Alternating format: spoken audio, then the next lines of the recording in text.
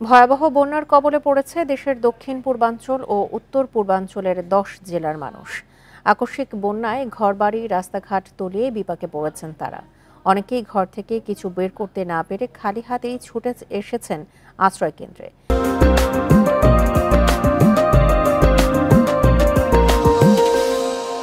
দুর্গত এলাকায় এখন দেখা দিয়েছে বিশুদ্ধ পানি ও খাবার সংকট।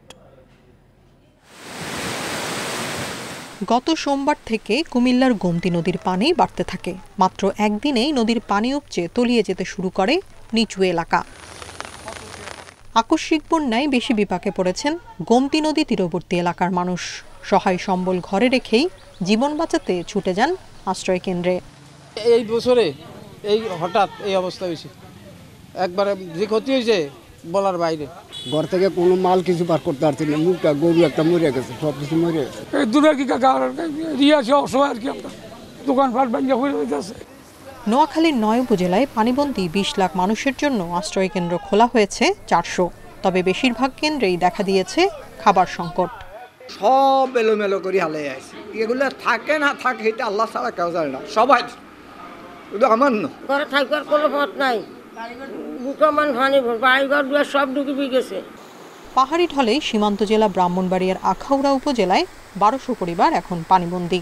দুর্গতদের আশ্রয় কেন্দ্রে নিয়ে আসার পাশাপাশি পর্যাপ্ত শুকনো খাবার ও স্যালাইন মজুত রাখার কথা জানিয়েছে প্রশাসন।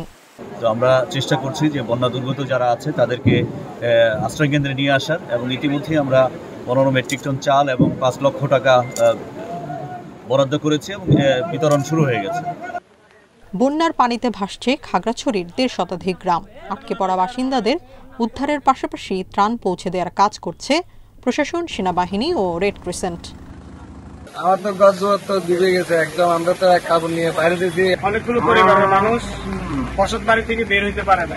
এদেরকে বিভিন্ন জায়গা থেকে উদ্ধার করে আশ্রয় কেন্দ্রে নিয়ে যাওয়া হয়েছে এবং ইতিমধ্যে বিভিন্ন যে শুকনো খাবার এগুলো বিতরণ করা হয়েছে এবং খিচুড়ি বা এগুলো ব্যবস্থা করা হচ্ছে আমাদের ইউনিয়ন পরিষদ এবং স্থানীয় সহযোগিতার মাধ্যমে। বিভিন্ন এনজিও কাজ করছে।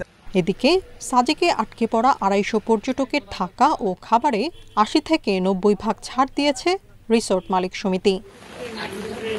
Tania Nasrin, independent news.